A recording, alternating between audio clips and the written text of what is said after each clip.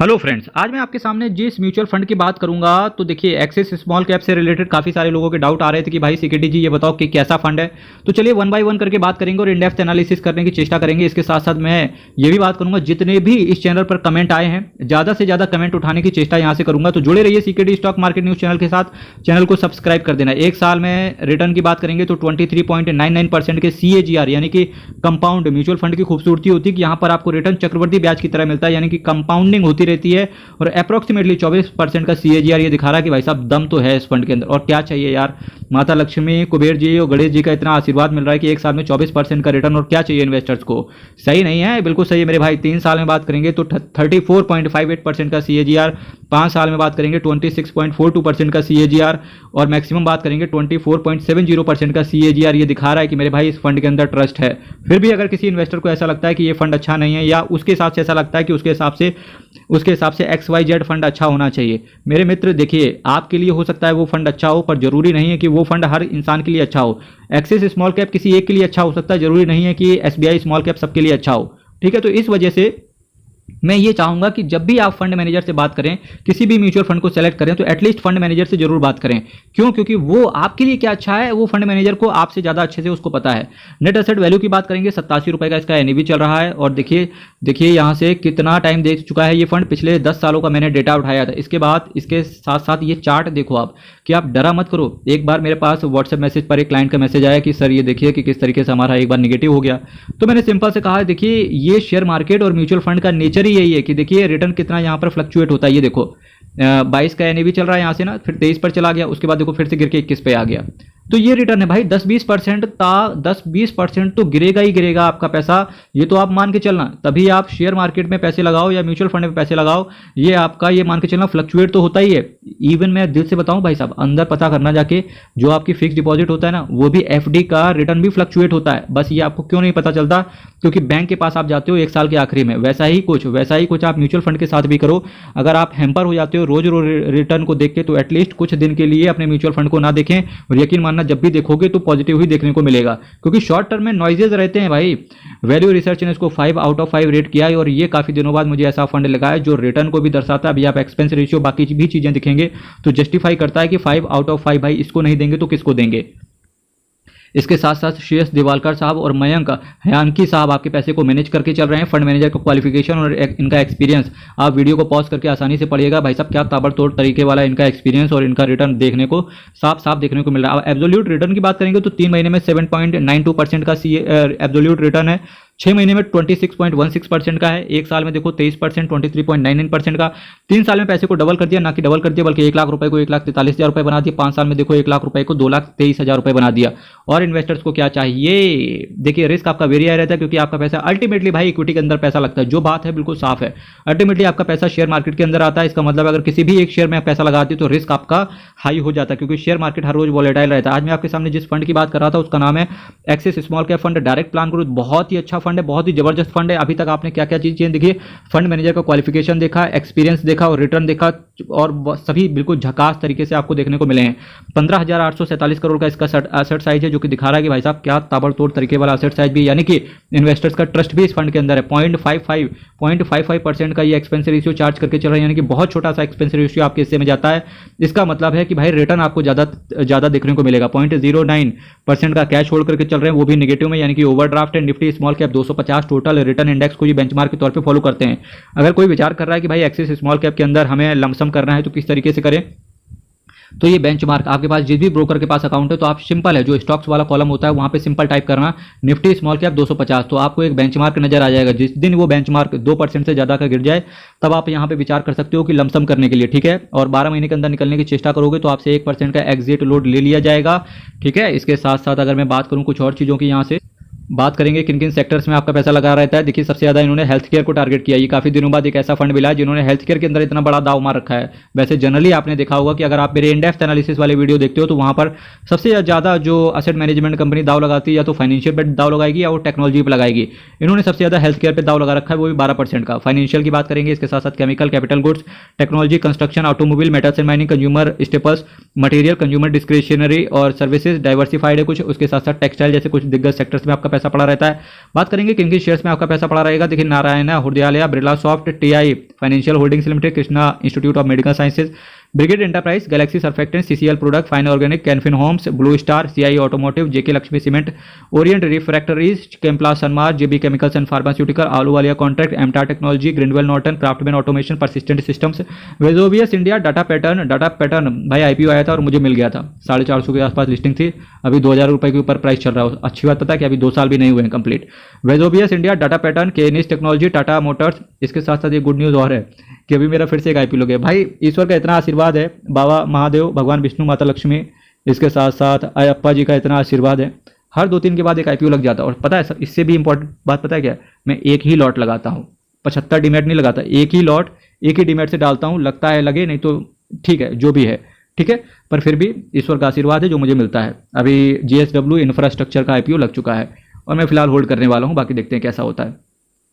केनिस technology, Tata motors, city union bank, credit access Grameen, NIIT technology, KPIT engineering, the Phoenix mill, Neogen chemicals, Rolex ring, reserve bank of India के कुछ bonds वगैरह हैं जो कि आपके funds को स्टेबिलिटी प्रोवाइड करते हैं।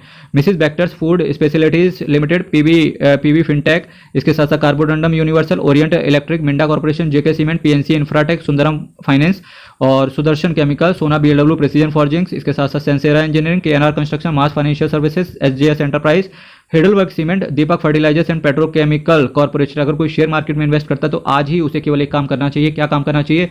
दीपक फर्टिलाइजर शेयर्स को अपनी वॉच लिस्ट में ऐड करे। भाई साहब इसका रिटर्न देखते ही बनेगा। यूएनओ, मिंडा जैसे कुछ दिग्गज कंपनीज के अंदर आपका पैसा पड़ा रहा है। अब अगर मैं एएमसी की इन्फॉर्मेशन के बारे में आपको बताऊं तो देखिए एएमसी इन्फॉर्मेशन देखिए आप एक्सिस असेट मैनेजमेंट कंपनी के बारे में बात करेंगे तो 2,59,965 करोड़ का असेट अंडर मैनेजमेंट है। साथ ही साथ ये 205 स्कीम को मैनेज करके चलते हैं। इसमें से आज मैंने आपके सामने एक स्कीम की चर्चा करी। अब अगर मैं परफॉर्मेंस इंडिकेटर्स की बात करूं वो भी एक्सिस स्मॉल कैप से रिलेटेड तो देखिए इसका स्टैंडर्ड डेविएशन 12.83 का है। अल्फा की बात करेंगे 8.68 का है। बीटा की बात करेंगे बहुत सस्ता है मेरे भाई। बीटा का मतलब होता है रिस्क। अगर किसी म्यूचुअल फंड का बीटा 1 से ऊपर होता है दैट मीन्स कि वो फंड बहुत ज्यादा रिस्की है। इसका बीटा देखो केवल 0.65 का है। शार्पी रेशियो देखो इसका 2.15 का है। शॉर्टिनो देखो 3.57 का है। देखिए CKD stock market news channel एक ऐसा चैनल है भाई साहब आपके दिमाग में कुछ भी आएगा आपको हर चीज मिलेगी और जो ना मिले उसको कमेंट कीजिएगा। चलिए अब समय हो चुका है आपके क्वेश्चंस और मेरे आंसर्स देने का। देखिए पराग पारिक, अमित चड्ढा साहब का मैसेज आया, बहुत बहुत धन्यवाद। सबसे पहले तो पराग पारिक टैक्स सेवर फंड अच्छा फंड है और रिटर्न आ रहा है। ठीक है अच्छी बात है। अगर आपको ये अच्छा लग रहा है तो अच्छा फंड है और रिटर्न भी आ रहा है, बहुत अच्छी बात है। दूसरा इनका मैसेज है Motilal Oswal mid cap negative return दे रहा है अब। ठीक है मोतीलाल ओसवाल निगेटिव रिटर्न दे रहा है। चलिए चलते हैं मोतीलाल ओसवाल के मिड कैप के ऊपर।